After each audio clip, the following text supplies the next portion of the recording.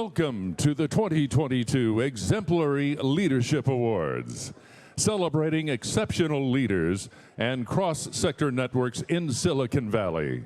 To kick off our program, please welcome to the stage ALF Board Chair John Hicks of Class 31 and Exemplary Leadership Celebration Chairperson Heather Rangel, right here. So as you can see, we've been handed things to read. I just have to make sure that I get to the right spot at the right time. Is that the beginning? No, that's the beginning. Yeah, Why here. would I do something like that? I was prepared, Suzanne, just so you know. You can borrow mine. This is really difficult. I'm sorry. I don't know what to... Oh, welcome! Welcome to the 2022 Exemplary Leadership Celebration. We are grateful to have so many of you in this space and others on Zoom. Our last in-person meeting was right here, April 25th, 2019. And in this very ballroom. The world has changed a little bit since then.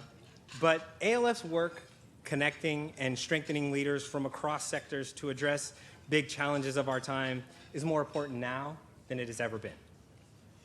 Okay, thanks, John. You're welcome. Our speaker series theme this year is the revolution of the heart, so it's only fitting that we're celebrating some truly revolutionary leaders this evening. We want to encourage you all to take pictures and use your phone to post about your activities tonight. We're using the hashtag ALFEL for ALF Exemplary Leadership 2022. So hashtag ALFEL 2022. And we'll be giving out 4 awards this evening, and we'll offer you some really exciting updates about ALF's work. It's my turn now? Okay. Yep. So this evening would not be possible without the generous support of the event sponsors. Thank you to so many of you for stepping up this year. Our bronze sponsors this year, Bloomberg News, Tom's here somewhere, Class 20, Google, Kaiser Permanente, Legacy Ventures, PG&E, where's PG&E? Ronnie Lott, Tracy, Toyota, not a plug, Silicon Valley Rising Action, Silicon Valley Community Foundation, Stanford Healthcare, Sutter Health, Palo Alto Medical Foundation, and Working Partnerships. Thank you to those bronze sponsors. And our silver sponsors are Adobe, yay, Class 18, I should say, sorry. Deloitte, hey, and HP Inc. All right, we're getting down to the big guns now. Gold sponsors, Silver Lake. No one here from Silver Lake? And I don't know that anybody from this place is here, but the Sobrato Philanthropies, are they in the room at all? Thank you all so much. And finally, our platinum sponsor, Cisco Systems. Big thanks to Sherry Slate, Chuck Robbins, and all of the Jen Loving fans at Cisco who stepped up to support the COVID Financial and Rental Relief Network in honor of her leadership. Thank you, Cisco. So I also have to say that we couldn't have gotten here tonight without the tremendous support of ALF's board of directors, who were invited to stand and be recognized now. Where are the board members? Stand up. Where are Tony? I see Tony, Chris, folks in the back, Tom over there.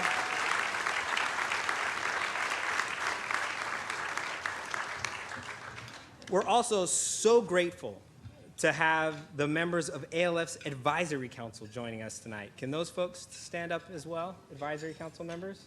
There we go.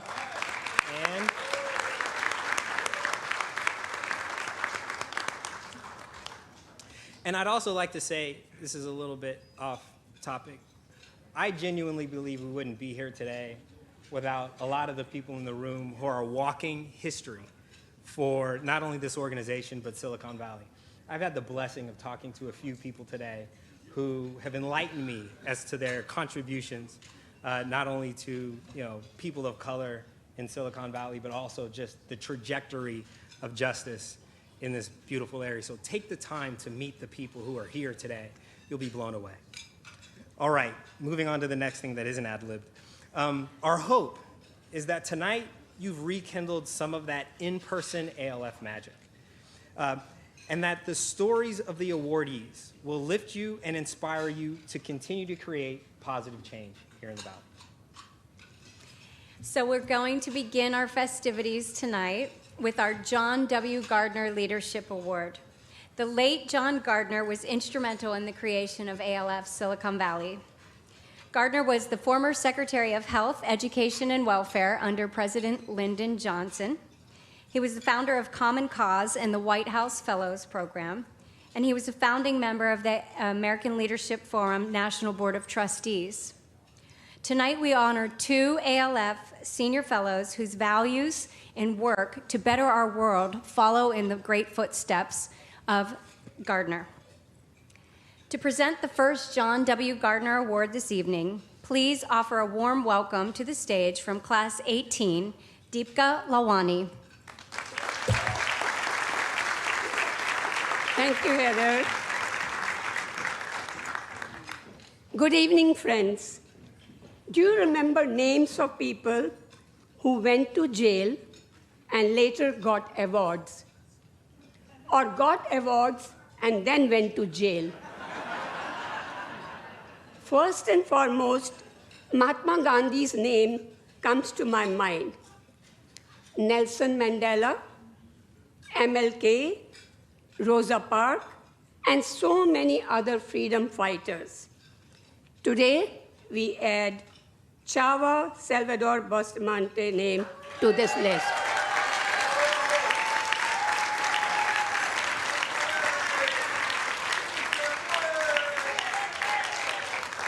He too was arrested and jailed, and today he's getting an award. My name is Deepika Lalwani, class of 18, classmate of Chava, and I'm founder of Indian Business and Professional Women. I'm so proud to introduce Chava. While enjoying today's gathering, we cannot ignore what's happening in the world. There will always be bullies, there will always be victims, and hopefully there will always be saviors. Characteristics of those who fight for us are civil disobedience, fight for social justice, and passion for a cause. Chava's life illustrates that. His wife, Marian, is here today, a strong woman in her own right.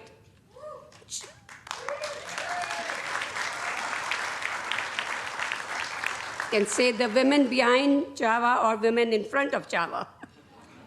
Chava is father of 5 and grandfather of 5.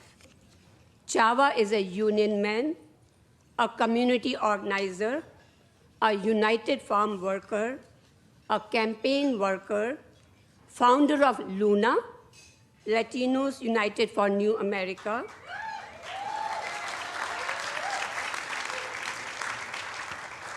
but all these are mere labels.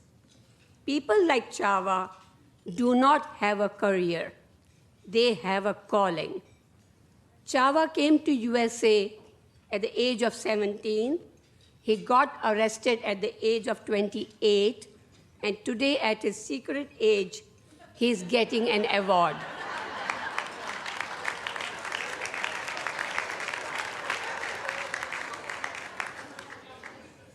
Mahatma Gandhi said, "Be the change you wish to see in the world." And Chava, my friend, you have changed the world to a better one. Thank you.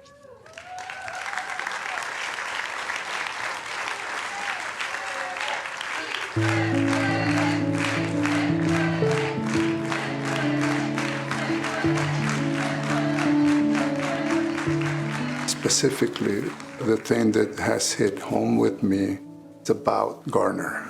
It's his comment that he didn't want to become a teacher, but he ultimately, that's what he did when he started talking to other people, teaching people about the different circumstances that affect people's lives and things that people can do to, in essence, transform their lives. And In that regard, I think those views align with mine because I feel that it's one of the things that I've been doing since I decided to become an organizer in 1979. Within my career, some of the things that I'm most proud of, I've been able to work with many, many people and help them realize their own personal power. So I would describe myself as a servant leader. I believe in the philosophy that you don't ask people to do something that you're not willing to do double yourself. And I believe in leading by example. I serve my community, and that's how I influence people to then themselves serve their communities.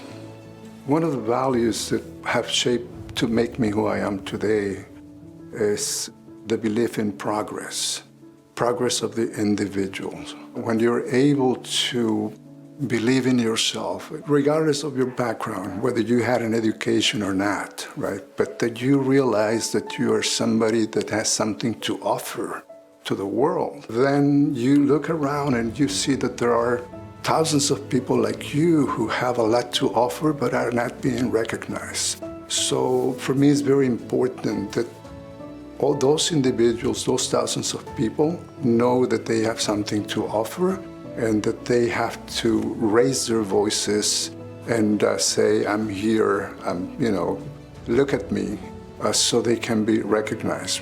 When they realize that those solutions and their involvement actually help them change situations, then that cements that belief in themselves. And I think that by doing that, we are strengthening our communities and we're strengthening our democracy, and we become better citizens altogether.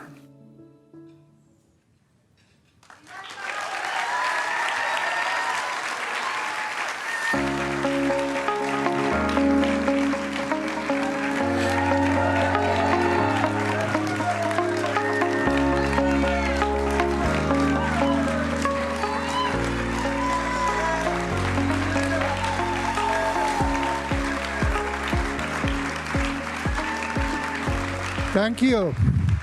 Thank you very much. And thank you, Deepika, for the beautiful introduction. I'm overwhelmed with all this love. And thank you, Deepika, for the friendship that we have shared since we met in 2007. I also thank you for all you do to introduce more people to the value of good books, and for your wonderful sense of humor. Anyone who would like to see that sense of humor, please friend Deepika and Facebook, and you'll see what I'm talking about. I also want to thank all of you who are here today, tonight, in person and online. I especially want to thank two of my children, Daniela and Emilio Miguel, who are watching this event. Thank you for supporting me. A few weeks ago, a couple of months ago, I had a meeting with Roy at the Mexican Heritage Plaza. He asked me to make a presentation to his students, and I did. And about a couple of weeks later, he called me and said that if I will be willing to accept this award. And I said, what are you talking about? And he mentioned the John Gardner Award. And when he did that, my immediate reaction was to ask myself, how someone like me, an immigrant without even a high school education, a farm worker who speaks English as a second language, could be considered for such a prestigious honor?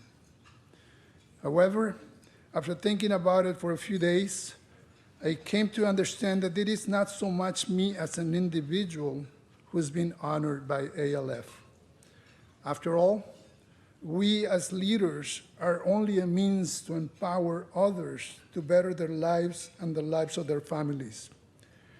It is truly the work that we do in our chosen areas and the changes we help bring about that is being recognized here. So I receive this honor with pride and deep humility. It is important to say that I didn't do the work of an organizer and social activist to get an award. Every campaign, every action I have taken has been in response to an injustice or a need caused by inequality or abuse of power. My motivation has simply been the conscience that I developed while working in the fields and with the United Farm Workers. I want to close by thanking Steve Preminger, who recruited me to participate in ALF in Class 18, Greg Ranstrom, may he rest in peace, who motivated me to make a change in my life and leave my secure union job with SEIU Local 1877 to follow my passion and build something new that reflected my commitment to other immigrants in this country and to direct action as the most powerful tool for change. Thank you, Roy and Michelle Liu, for nominating me.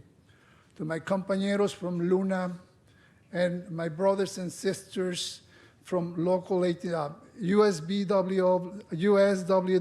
SEIU, formerly Local 1877, and to all my brothers and sisters from the labor movement who are here tonight, my deepest, gratitude to you for being here. And last but not least, I want to thank my beautiful wife and partner in this work for the last 40 plus years. Without her,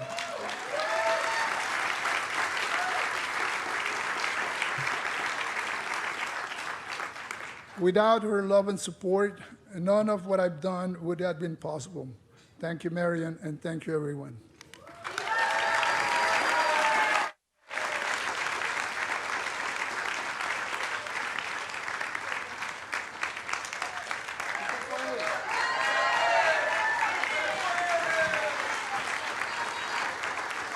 To present our next John W. Gardner Award, please welcome to the stage an ALF Senior Fellow from Class 20, Teresa Briggs.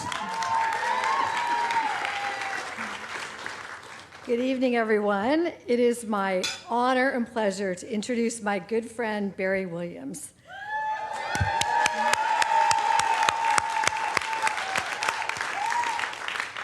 I met Barry during our Class 20 ALF year, and I've had the pleasure of working with him during his business career, and even more importantly, during his post-retirement career, where his efforts around diversifying corporate boards are just exemplary.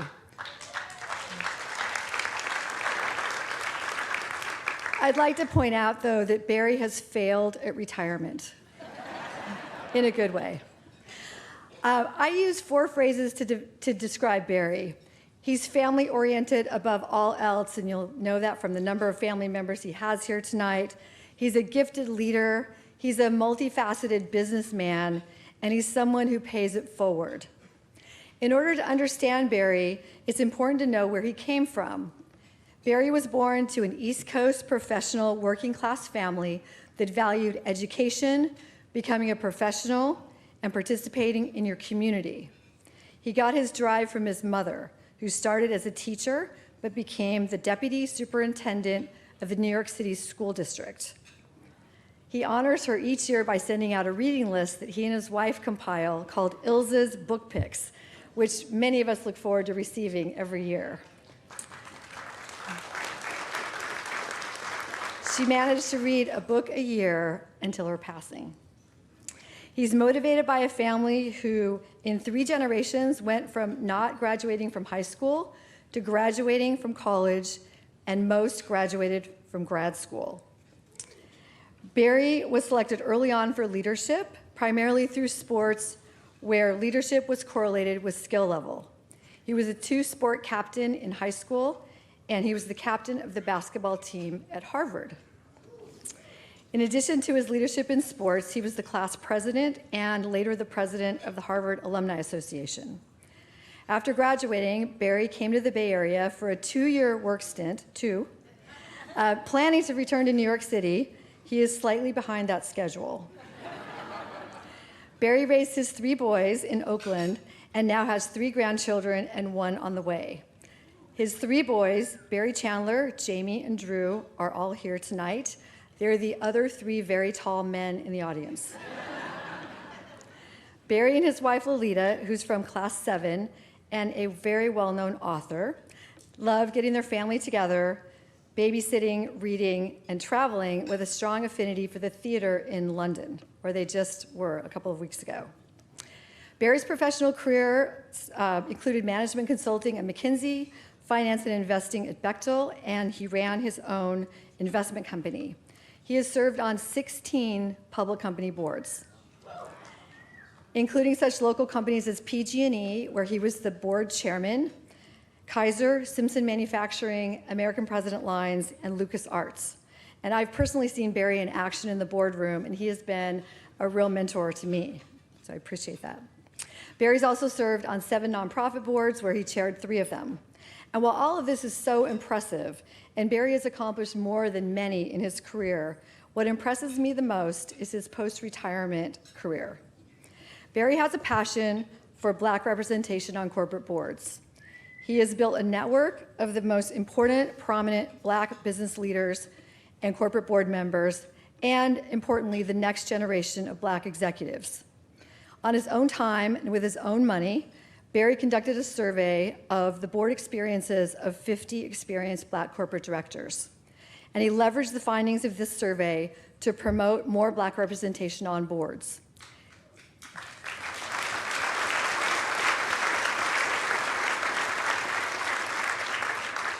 He has been featured on CNN and in other media.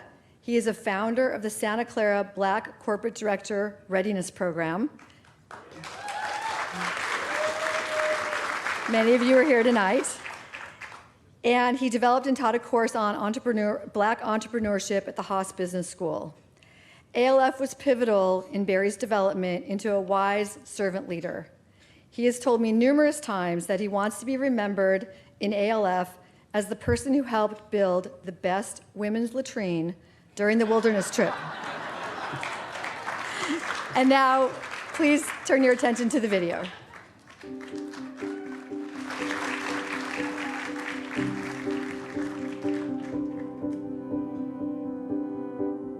I would say that I lead by example, most of all. And that is, I pitch in and do the hard work, I just don't assign it. And I show how, if you put a lot of work into something, you can get something accomplished. My guiding principles as a leader are, does it fit my and the team's value system? I also think, does it get the most out of the team? And finally, I would say, what is the impact it's going to have on the community? The best answer is one that draws in the perspectives of other people, of diverse people with diverse experiences. That if you really want a good answer, you need to collaborate, you need to get different perspectives and come up with a team answer. People are interested not only in what you do, but what you believe in and what's motivating you. And so I think transparency is very important.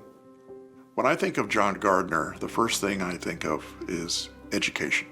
In my world, I think everything starts with education. That you can improve your lot in life by getting a good education and getting a good foundation. The other part about John Gardner and his philosophy is his commitment to the community. So that you're not just doing this for yourself. You're doing this for the wider common good. And I was influenced early in my life to get involved with not-for-profits and get involved in the community.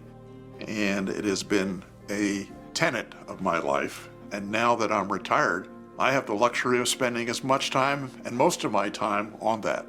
And it goes back to John Gardner. I thank him immensely. And I want to really thank ALF and the Gardner Award people for awarding me this honor. It reflects the work I've done on racial diversity, and I'm glad to be honored for my work. And also, it shows that all of us can make a contribution. So I do have something I want you to hear, and that is, I think I represent what many people can do. That if you are imaginative, And if you have energy, there's so many issues we need to work on and we need to work together on. And I hope you will pick whatever it is of the many issues that we have today and put your time and energy behind it.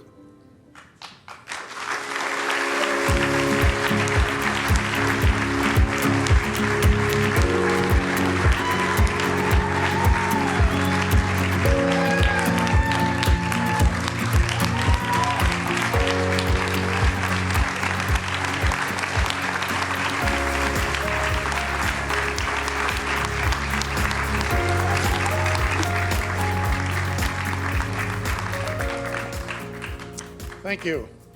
I first want to tell my fellow honoree how proud I am to be on the stage with you. Thank you for all you. If you saw me wobbling up here, I'm a little under the weather. It has nothing to do with health. I was deposed today for 8 hours in a deposition that I ended at 5:10. So I'm done. So I have a few remarks to make. I want to say, like my fellow honoree, that my getting this award is really recognition for all the people who have worked with me, supported me, and helped me. And I thank you all, and I want to start with Class 20. And I know where's our table? Class 20, thank you for being here.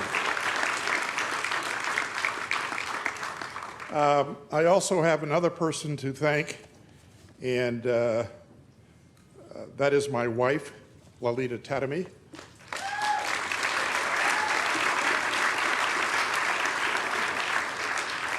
Lita was in Class 7, and Class 7 is here tonight. And Lita gave me the most important instructions of the evening: please be brief. Accordingly, I've organized my remarks into 3 chapters. And the reason I did 3 chapters of a book is that we are just back from London. Put this play on your list. We saw Bob Marley the musical, and I am a big Bob Marley fan. And the producer gave me the construct of the 3 chapters. I always like to surprise my wife, and she's a little uncomfortable now. So chapter 1 is setting.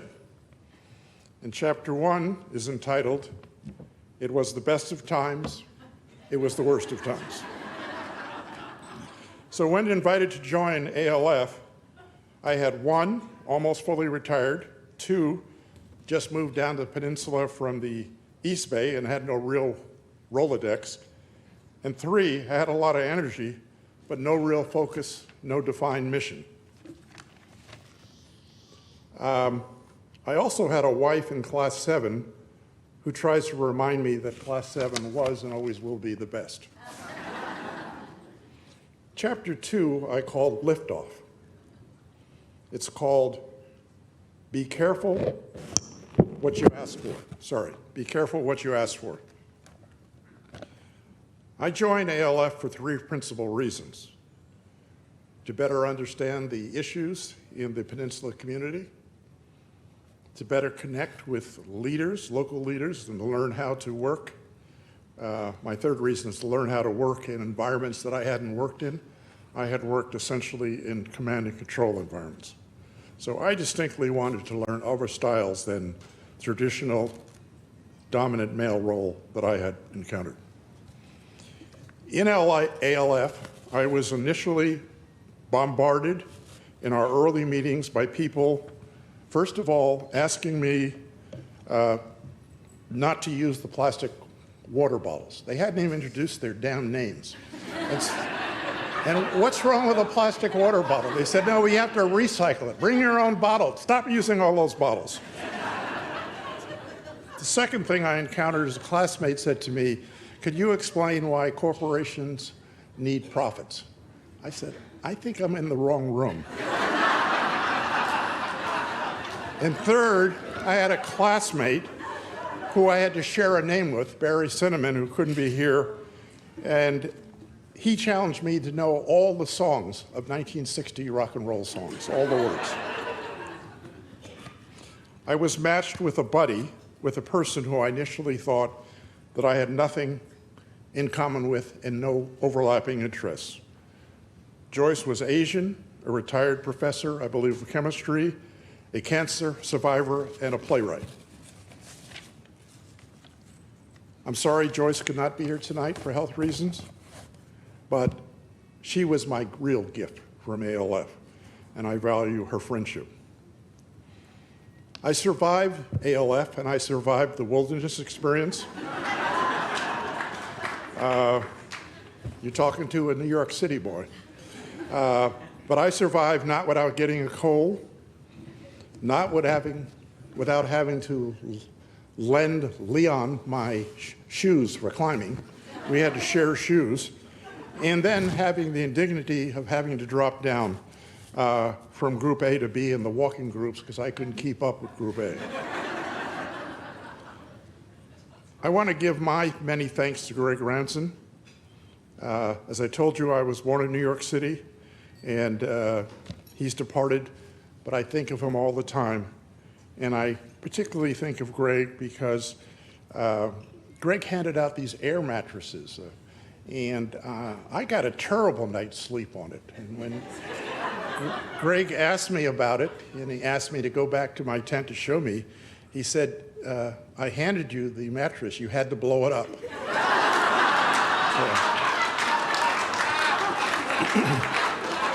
Unfortunately, a true story,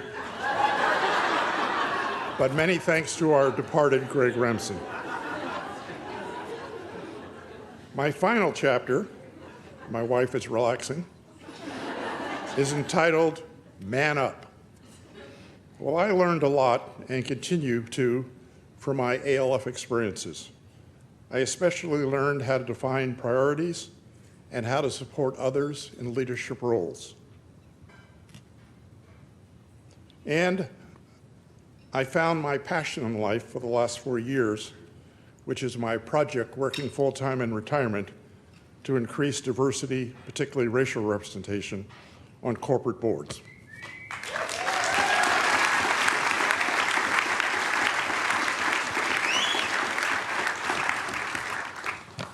So I always surprise my wife when I talk. I'm limbering up. Because I'm going to leave you with some parting words.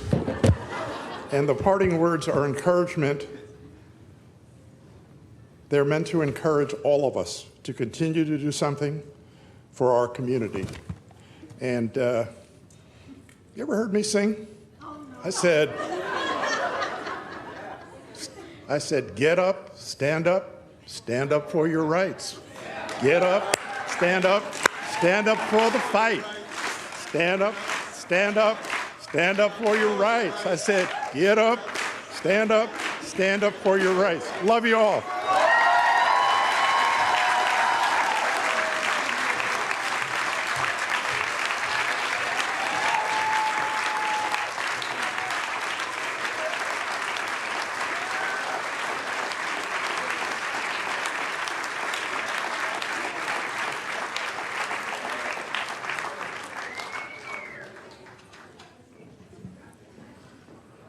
Please welcome to the stage CEO of American Leadership Forum Silicon Valley and Executive Director of ALF National from Class 25 and Urbanism 34, Suzanne St. John Crane.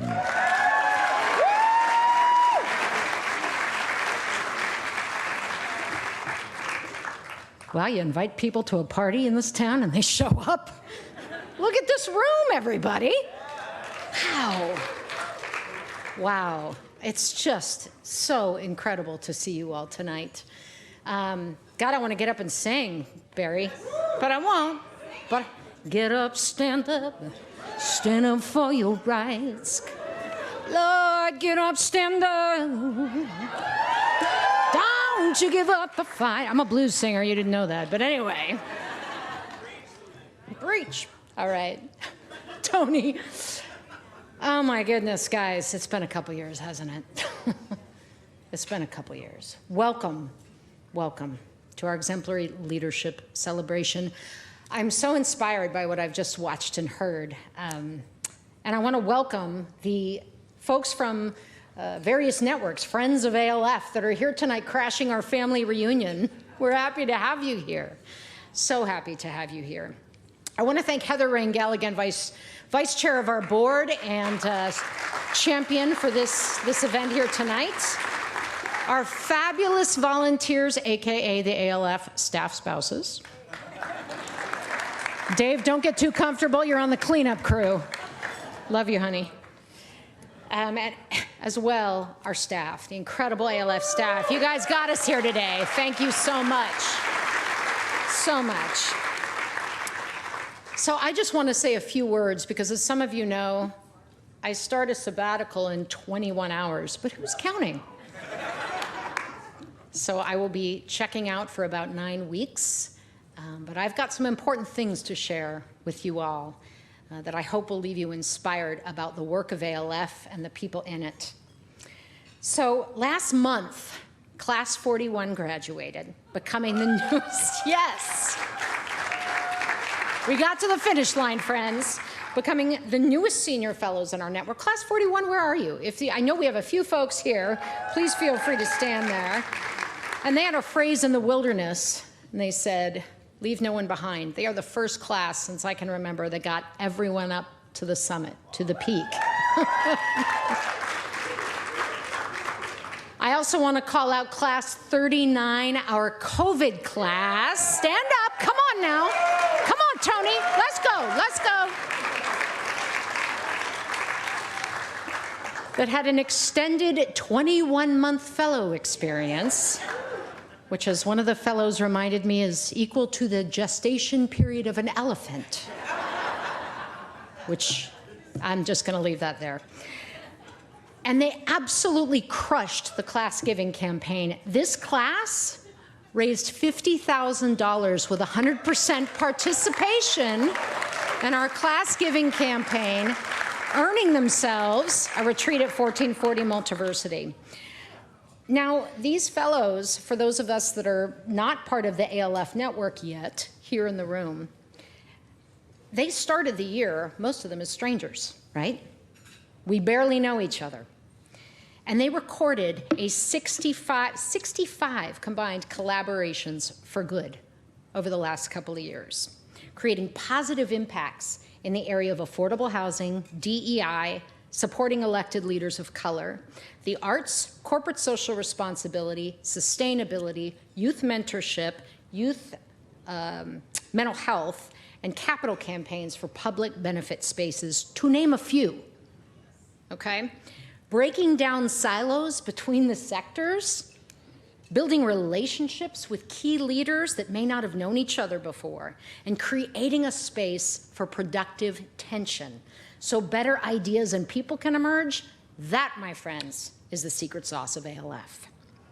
So to my heroes of Class 39 and 41 who said yes to the Fellows Program during a pandemic, thank you.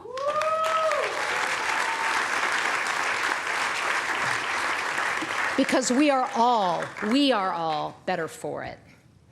And a big shout out to these classes as well, that I think should come up on the screen here in a moment, who raised well over $30,000 in our class giving campaign, with more than half the class participating, just incredible.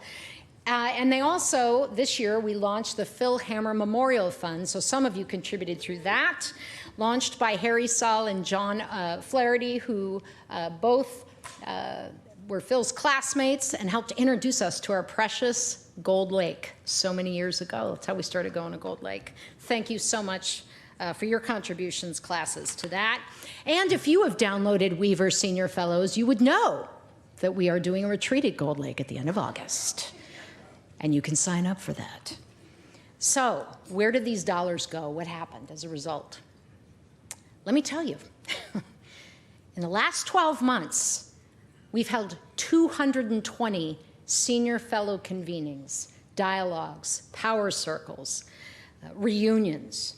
We have 13 active affinity groups being supported, including 4 racial caucuses that have become advocacy and support systems for leaders of color in Silicon Valley.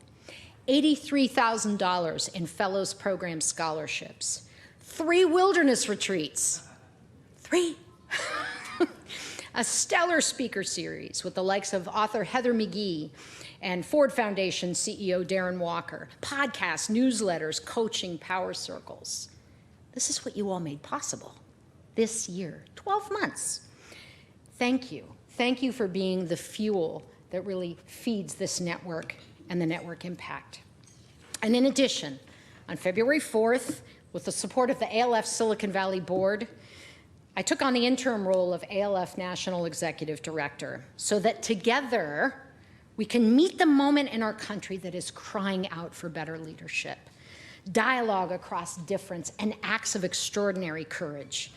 We are creating a strategic plan and a fundraising campaign that hopes to achieve the following: build a shared services model and deepen our capacity of the 8 ALF chapters that exist, open new chapters, which hasn't been done in over a decade, and for the first time ever, drumroll please, connect 4,000, I love that, connect 4,500 senior fellows across the country to each other. That's how many of us there are, but who knew, right? Through dynamic programming, through network weaving. So wish us luck when I come back. This is part of the work that we'll be embarking on. And I just want to call out and thank, huge thanks to the senior fellows in the room who have pushed this big vision. Carol Larson, David Yarnold, others in the room. So grateful for your leadership. And finally, I'd like to close here with a reflection for us all and a bit of a question and call to action for you. Everybody take a deep breath. It's been a couple of years, hasn't it? It's been a couple of years. Like many of you, I sometimes feel like the hits keep coming. But I'm reminded of the amazing words of our friend, Valerie Kaur, and I want to share those with you. What if this is not the darkness of the tomb, but the darkness of the womb? What if this moment is our greatest transition?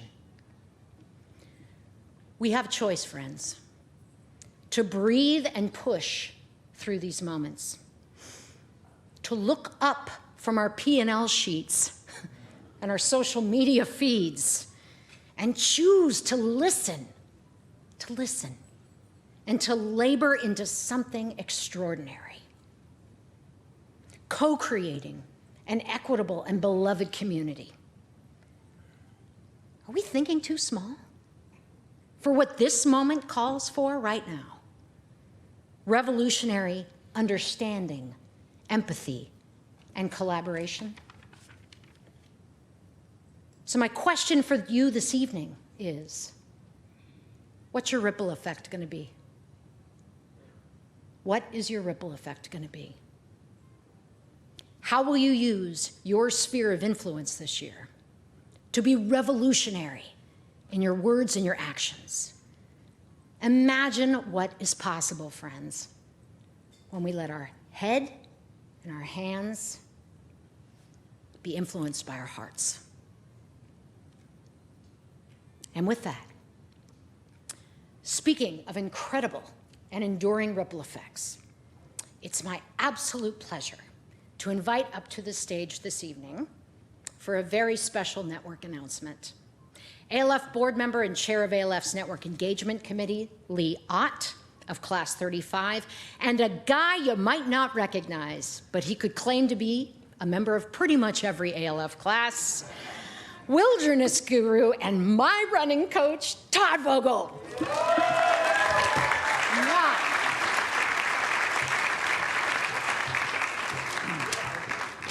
Thanks, Suzanne. It's great to see you all this evening. Hope you had your fill at both food stations, if you didn't know that the food was different on both sides. Every year, the Network Engagement Committee reviews nominees for our Network Engagement Award, where we honor a cross-sector network that's collaborating to make our community better. Thank you. Last year, we lost a member of the ALF family who is the epitome of joining and strengthening leaders to serve the common good. Tonight, we take a moment to honor the contributions of our program director of 15 years and longtime friend, Greg Ranstrom. So I think this is a good time to just kind of take those different sort of fragmented pieces that end up being these different parts of our lives that pull us in different directions and finding kind of your center again and sort of integrating things so that you can walk away just a little bit more whole.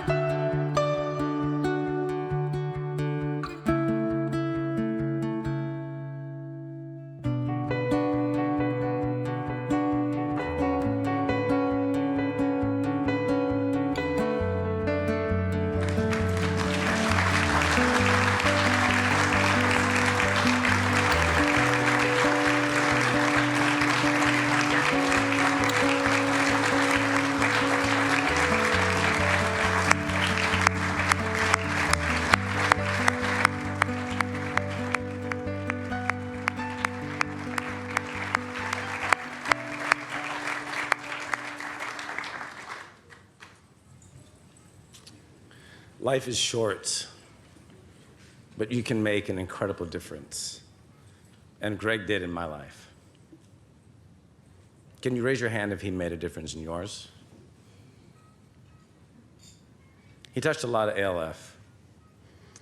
And several senior fellows have asked how we could honor Greg's memory. So tonight, we're proud to announce that we're renaming the Network Leadership Award. Going forward, it will now be the Greg Ranstrom Network Leadership Award.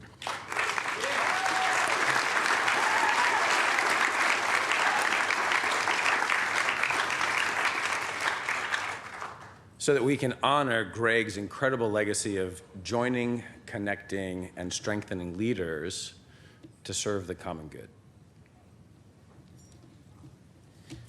We're thrilled to have the Ranstrom family with us this evening, and I'd like to invite them to stand and be recognized.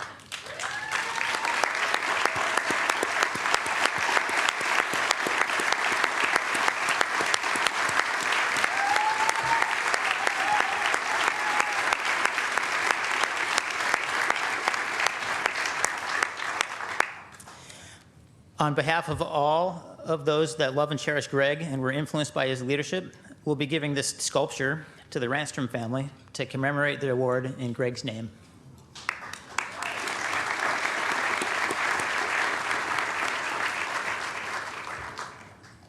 And now to present the first ever Greg Ranstrom Network Leadership Award, please welcome to the stage ALF's Chief Impact Officer, Akemi Flynn.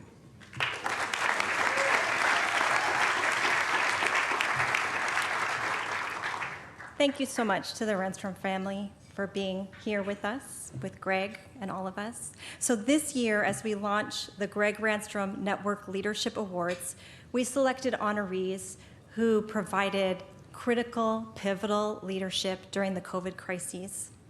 Our San Mateo County honoree is Coastside Gives, a collaborative fundraising and community building effort to support nonprofits and the people they serve on the San Mateo County coast. formed by a small group of passionate Coastsiders who reached out to local community members, businesses, and foundations.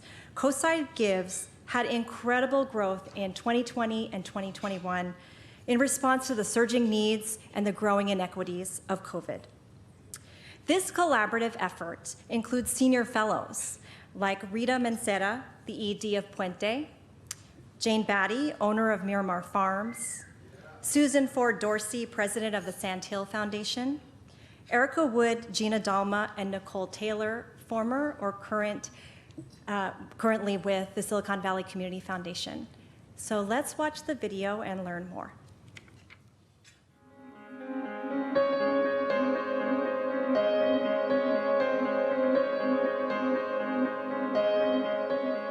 Coastside Gives is an annual online giving day. It's a 24-hour giving day. And it happens from Montera to Pescadero, which is along the Northern California coastline. And we usually have about 58 to 59 nonprofits participate. And we say it's a 24-hour giving day, but it actually takes place over about a 3-month period where nonprofits are using all kinds of different tools to help generate donations and awareness and growth in volunteer hours for their own individual nonprofits. Many of the nonprofits that we support that participate in Coastside Gives do not have the infrastructure for fundraising. They don't have online platforms. They don't have volunteers. So Mavericks Community Foundation, through Coastside Gives, provides a platform for them to fundraise that is very, very easy. And that has given them a new way to fund their organization. A lot of organizations, when the pandemic hit, had to suspend all their in-person events. And so we were able to backfill that need by having this 24-hour virtual fundraiser to allow them to communicate with their donors, to engage their donors, to get volunteers, and to bring the community together. There's never been another catalyst here on the coast that allows these nonprofits to work together. We're a small community, and a lot of these nonprofits are all fishing out of the same small pond for donations. And so instead of seeing it as competition, they're working together. They're giving each other tips and tricks. We have nonprofits that come and give presentations on how to utilize their campaigns and what things work and how to really reach a larger donor pool. And it's magic. I think one of the great things about being acknowledged by ALF is what they embody. The spirit of collaboration, the spirit of community, the spirit of networking. And through Coastside Gives, we have been able to do that right here on the San Mateo County coast. And it's just been an amazing experience to see different walks of life, tiny little nonprofits, big nonprofits, all coming together for a common goal to serve our community. We are a completely volunteer organization, which is really big, and we hustle and we hustle hard to make this event happen, and it's really moving to be recognized for it. We're so grateful.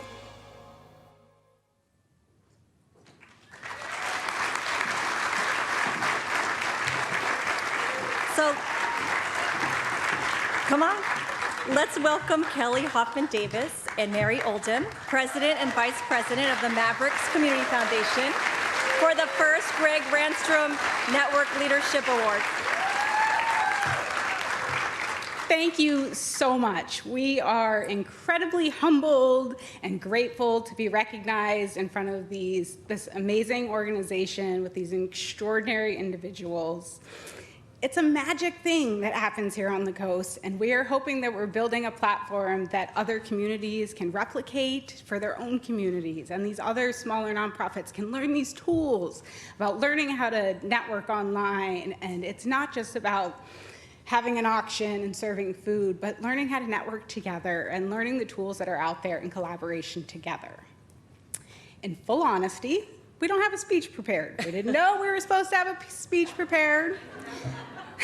And really, we've been really busy. Our Give Day is 6 days away, people.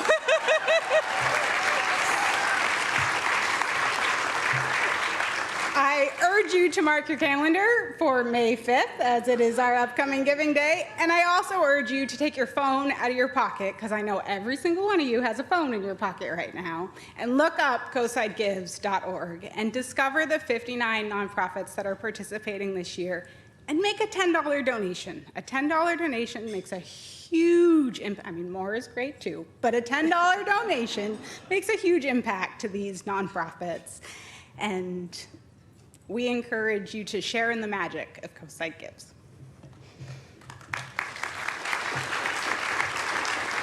I just want to give a shout out to Jane Batty. Jane, raise your hand, because I'm Mary Oldham, Vice President of Mavericks Community Foundation, puts on Coastside Gives. Without Jane Batty, we would not be here today telling you that over 7 years we've raised $5.2 million that benefits Coastside citizens from Montero to Pescadero, California. So thank you, ALF, for this amazing honor, and we really appreciate this, this honor. It's totally amazing. Thank you. We have a $1.5 million goal this year. So those $10 donations, coastsidegives.org. Thank you very, very much. Thank you very much.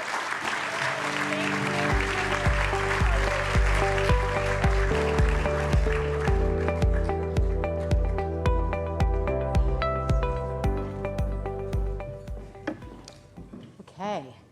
Whew. How's everybody doing? Good. We got one more, but I am so remiss in not calling somebody out tonight who's here. So just give me 30 seconds, okay? None of this would be possible. We would not be sitting here today.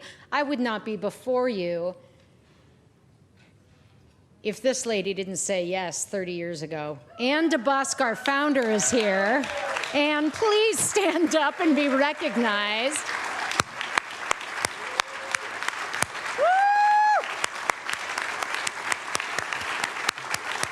We love you, Ann.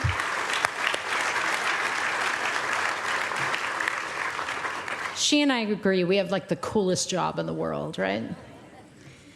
So friends, we're talking about revolutionary leaders, networks, and movements tonight. Nothing, you ready for this, is more extraordinary than successfully conducting the biggest fundraising effort for our community's most vulnerable in Santa Clara County's history, during and because of a pandemic. Tonight, we honor the 50 companies, foundations, donors that stepped up to raise $80 million and counting since COVID began, and the 70 grassroots organizations who quickly distributed resources to neighbors who needed it the most. You kept people housed and fed when the world shut down. You prevented untold human tragedy and disaster. You are the heroes. So I'm lifting up today my ALF classmate and dear sister, Jen Loving, who couldn't be here tonight because her own daughter is winning an award, and I couldn't compete with that. But she raised that money with little to no fanfare, and often watching other people take the credit, quite frankly. She wouldn't say that, but I'm gonna say it for her, okay? So thank you, Jen, for being guided by what is right always. My sister. And now I'm gonna let this guy tell the rest of the story. Come on, Sam. Greetings, ALFers. This is Sam Liccardo coming at you from San Jose City Hall, also a member of the greatest ALF class in the history of the universe, Class 21. And I am congratulating the incredible network and collaboration of community champions that were part of the COVID Financial and Rent Relief Network, led by Destination Home and Sacred Heart. Huge shout out and kudos to Jennifer Loving, Pancho Guevara and their teams, but to all of us, so many of you who stepped up in so many ways to help 18,393 families in need in our community. At a time when so many were struggling, you helped to fundraise and pull together nearly $72 million, demonstrating to the rest of the world how a community can survive and thrive through an incredibly challenging moment by pulling together. Thank you and congratulations.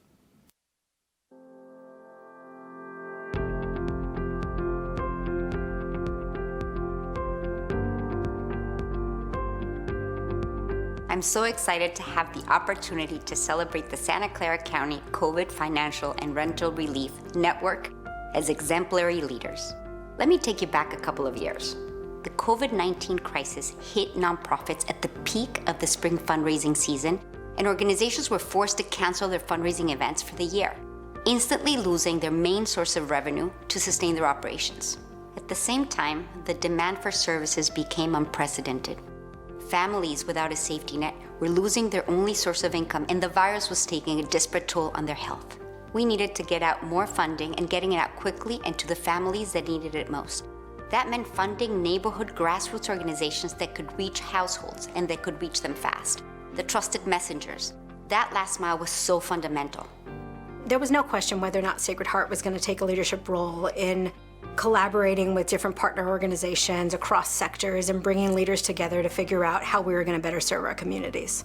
We were already leading a network of organizations along with partners over at the county and the city and Destination Home around building a best practice for the entire country to address homelessness. And so our intention was to build upon our existing network of the homelessness prevention system and expand that in an emergency situation where the community needed to lean in and take care of each other. This was always about the people and our communities. And so together, people that understood the importance of social justice and access and inclusion and equity were able to work together to get millions of dollars into the hands of some of the most vulnerable communities who wouldn't otherwise know how to access these resources.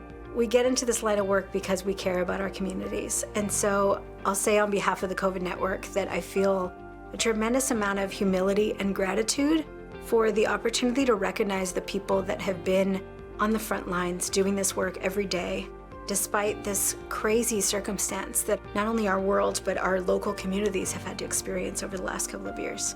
So thank you for the recognition. I feel humbled to have to represent an entire network of people doing this work, but it matters because I'm just so proud to work side by side with the folks that really care.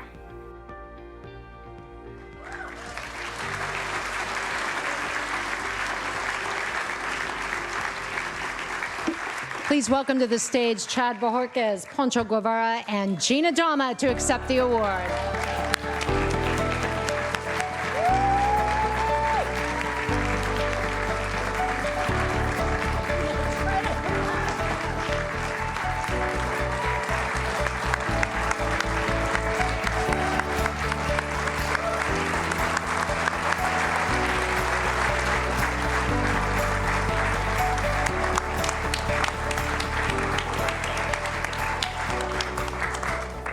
Thank you. I'm Chad Bojorquez. I am a member of ALF Class 34 with Suzanne, second time around. It was awesome. And you do, this is my way of saying thank you to ALF, first of all. You do ALF and it's an awesome experience. And then you walk away and you really don't know what you're going to do with that. And then, a few years pass and it's, March of 2020. And then all of a sudden there's a pandemic that nobody knows what to do. Nobody knows what's happening. There's a lot of fear and misinformation and accurate information that's very scary. And I would say that leaders who are all over this room, all over Zoom, here on the stage with me, just jump in with courage and what do we have to do? We're afraid. Our families at home are wondering what's going on, but we're still going to show up and we're going to still serve the community. That's where leadership started to show up. In our experience. And it was ALF Network. I'm very fortunate. Jen is my boss and a really good friend of mine. She called Sam, another ALF member, and called the Community Foundation and said, what people need is money. All over the news, everybody's out of work. Nobody knows what they're going to do. Nobody knows how they're going to pay rent. 2 years later, after an incredible grind, we distributed as a network. This award represents over 70 organizations, public and private, and hundreds of individual people, some of which who never did this work before. We distributed over $85 million in Santa Clara County.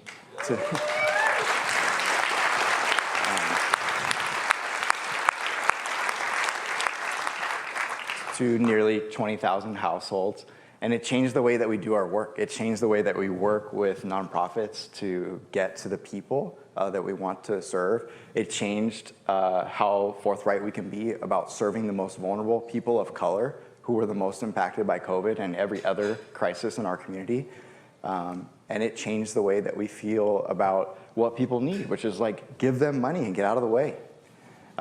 So with that, I'm gonna turn it over to my awesome colleagues. Thank you, Chad. Give it up to Chad. There are a couple people that actually went way above and beyond, and Chad was one of those, and Aaron Stanton as well, who played a tremendous leadership role in making this happen. I'm not going to go into 3 chapters like Barry, but I'll just say, I'll just leave you with one chapter, which is Jose Manuel Barroso once said that there is no stability without solidarity, and there is no solidarity without stability.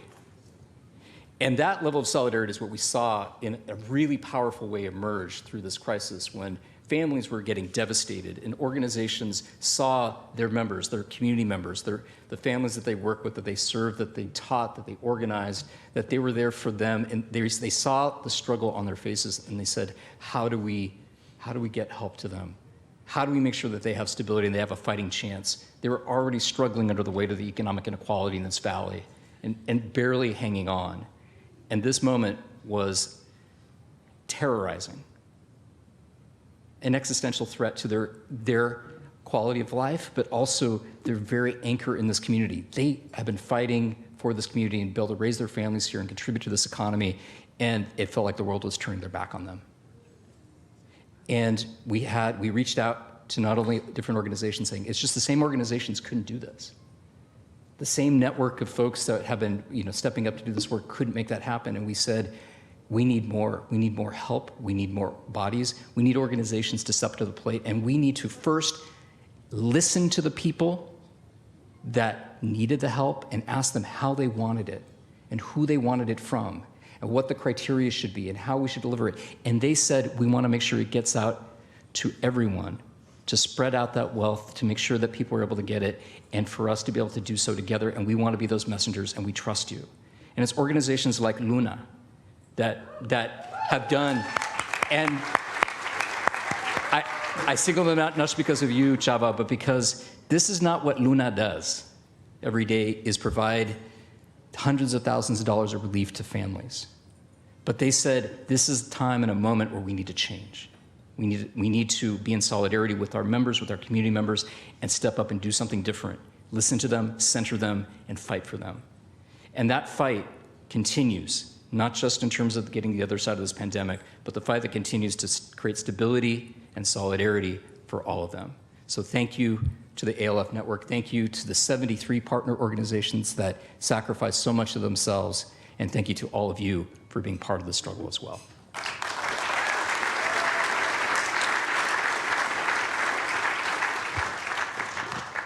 So aren't we lucky? Aren't we lucky to live in this community with people like Poncho, like Chad, like Jen, like all these incredible heroes that I had the opportunity of sitting with at the table? This community came together, and many of you actually contributed to ensure that they had the money to do the work that they did.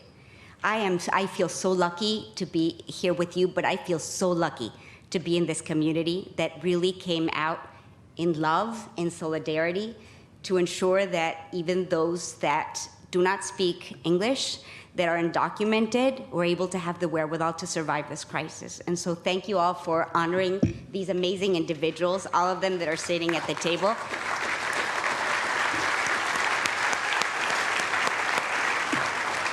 We just feel incredibly proud to be your community foundation. Thank you.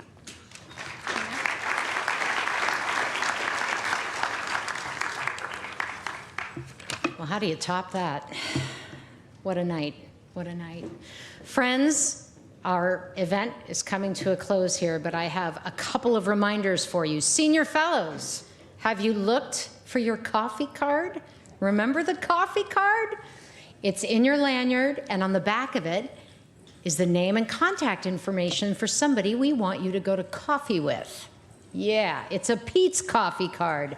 So get out there and weave the network some more and meet somebody that you wouldn't otherwise know. And finally, I want to thank our sponsors, Bloomberg News, Class 20, Google Kaiser, Legacy Venture, PG&E, Ronnie Lott's, Tracy Toyota, Silicon Valley Rising Action, Silicon Valley Community Foundation, Stanford Healthcare, maybe I should breathe, Sutter Health, Palo Alto Medical Foundation, and Working Partnerships, Adobe Class 18, Deloitte HP, Silver Lake and Sobrato Philanthropies, and our platinum sponsor, Cisco Systems. Thank you so much for joining us tonight. You are such a welcome sight. Safe travels. Good evening, everybody.